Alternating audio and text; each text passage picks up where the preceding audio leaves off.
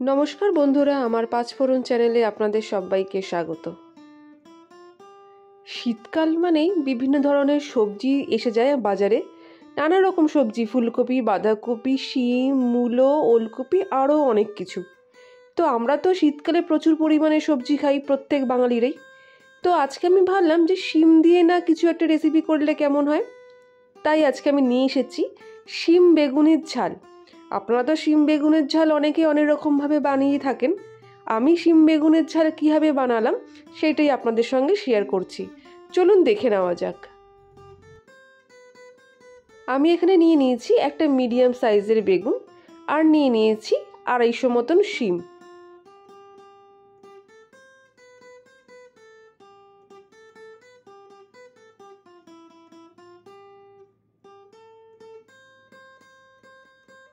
শিম বেগুনগুলোকে ভালো করে ধুয়ে নিয়েছি। ধুয়ে জল জড়িয়ে বেগুনটাকে এবার প্রথমে আমি কেটে নিচ্ছি। কিছুই না, বেগুনটা মাঝখান দিয়ে পেট বরাবর কেটে নেব। নিয়ে এটাকে আমি আবার 4 টুকরো করে নিচ্ছি। বেগুন যদি একটু ছোট সাইজের হয় তাহলে আপনারা কিন্তু পেট বরাবর না কেটে একদম গোটা বেগুনই 4 টুকরো করে নিতে পারেন, তাহলেও কিন্তু মন্দ হবে না।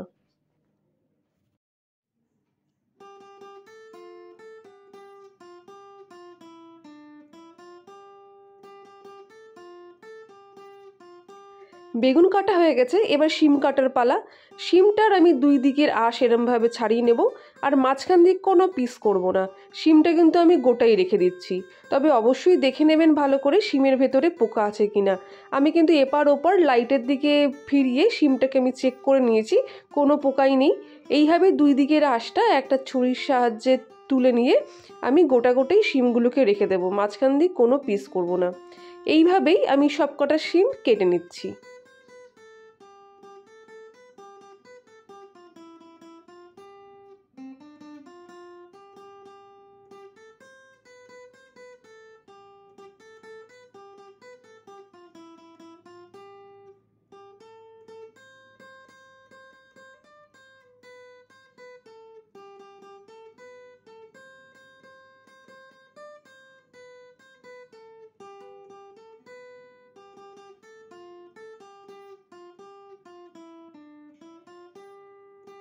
এরপর কড়াই চাপিয়ে দিলাম। কড়াইয়ে তেল দিয়ে দিয়েছি 2 টেবিল স্পুন মতন। তেল গরম হতেই আমি বেগুনগুলো প্রথমে ছেড়ে দিচ্ছি। তবে এখানে একটা টিপস দিয়ে রাখি, বেগুন ভাজার সময় কোনো নুন হলুদ আমি দিচ্ছি না, কেননা নুন হলুদ দিলে খুব বেশি ভাজা হয়ে যায় এবং ওভার কুক হয়ে যায়। তাই আমি নুন হলুদ ছাড়াই বেগুনগুলো ভাজছি, যাতে শেষ অবধি বেগুনগুলো গোটা গোটা থাকে রান্নার পর। তাই যদি আপনারাও এই পদ্ধতিতেই ফলো করবেন, দেখবেন খেতে কিন্তু খুব ভালো হয়।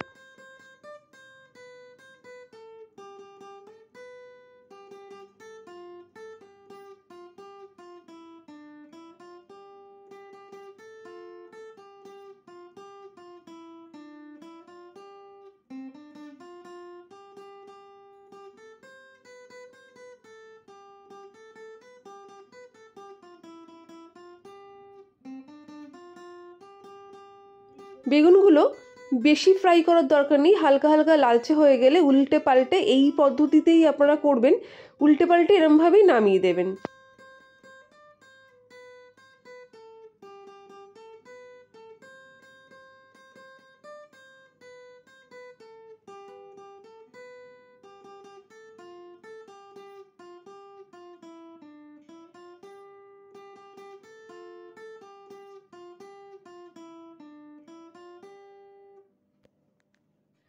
বেগুনগুলো নামিয়ে দেওয়ার পর বাকি যে তেলটা থাকবে সেখানে আপনারা দিয়ে দেবেন এবার শিমগুলো।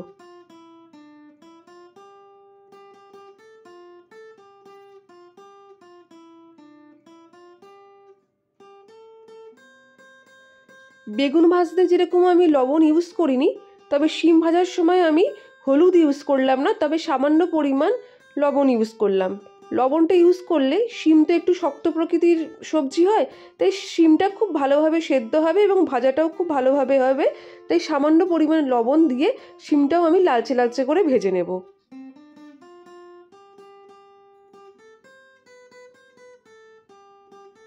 শিমটা ভাজা হতে হতে আমি একটা মশলা বানিয়ে নিচ্ছি।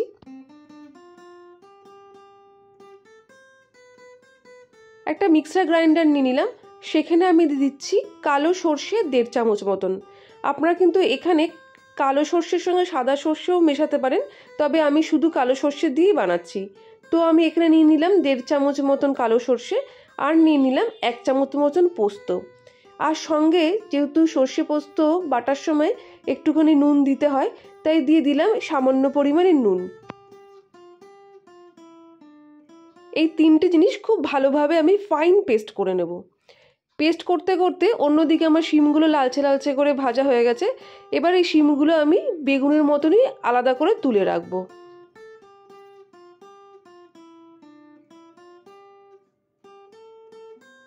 বন্ধুরা, আমার রেসিপি তোমাদের কেমন লাগছে অবশ্য জানিও, আর এরমভাবে শিম বেগুন রান্না করে খেও এবং আমাকে জানিও এর খেতে কেমন হয়েছে। আমি ছোট্ট ছোট্ট টিপস দিয়েছি, তাই পুরো ভিডিওটা স্কিপ না করে পুরো রেসিপিটা দেখো। আমি আশা করছি তোমাদের এই রেসিপিটা ভালো লাগবে এবং বাড়িতে বানালে খেতেও তোমাদের খুব ভালো লাগবে।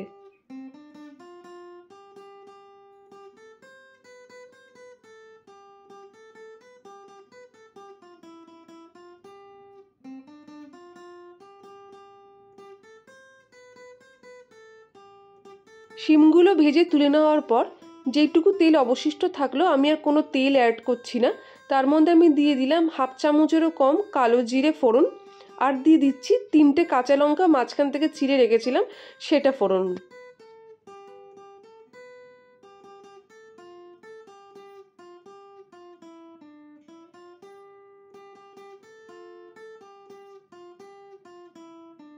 কাঁচা লঙ্কা আর কালো জিরেটা খানিকটা ভাজা ভাজা হয়ে গেলে আমি যে আগে থেকে মশলাটা আমি বানিয়ে রেখেছিলাম সর্ষে পোস্ত আর লবণের, সেই মশলাটা আমি দিয়ে দেবো।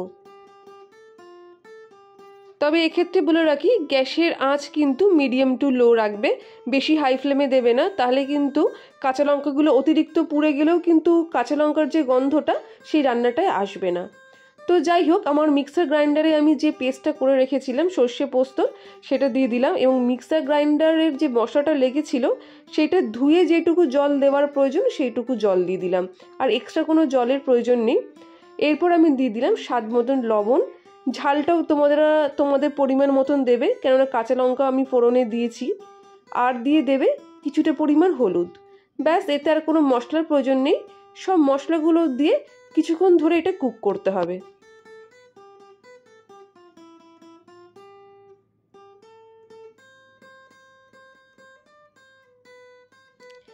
ভালো করে ফুটে উঠলে এর মধ্যে দিয়ে দিলাম 1/2 চামচের কম সামান্য পরিমাণে চিনি। চিনিটা তবে অপশনাল, কেননা চিনিটা তোমরা বাদ দিতেই পারো, তবে আমি যেহেতু একটু নিরামিষ রান্না আমি একটু চিনি প্রেফার করি, তবে এটা কিন্তু পুরোপুরি অপশনাল, তোমরা কিন্তু না দিলেও পারো।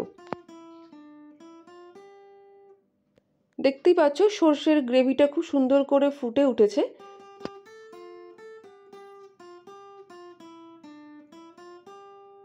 ভালো করে যখনই ফুটে উঠবে তখন আগে থেকে যে ভেজে রাখা শিমগুলো সেই শিমগুলো দিয়ে দেবে। প্রথমে কিন্তু বেগুনগুলো দেবে না, কেন শিমগুলো আগে দিয়ে কিছুক্ষণ 5 থেকে 7 মিনিট ফুটে নিতে হবে, কেননা শিমগুলো কুক হতে মানে শিমগুলো সেদ্ধ হতে কিন্তু কিছুক্ষণ সময় লাগে।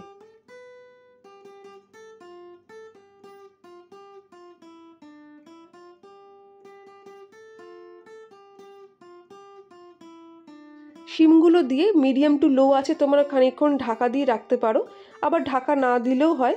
দেখতেই পাচ্ছ আমার ঝোল কিন্তু অনেকটাই কমে এসছে এবং শিমগুলোও সেদ্ধ হয়ে গেছে। ঠিক এই সময় আমি দিয়ে দিচ্ছি বেগুনগুলো।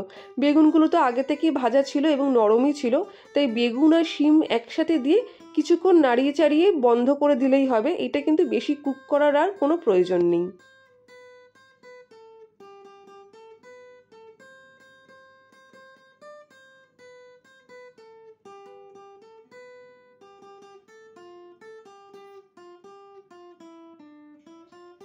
তবে সবশেষে একটা টিপস রয়েছে, যেটা না দিলে এই রেসিপির টেস্টটা একদমই আসে না, তাই সেই জিনিসটা কিন্তু এতে দিতেই হবে।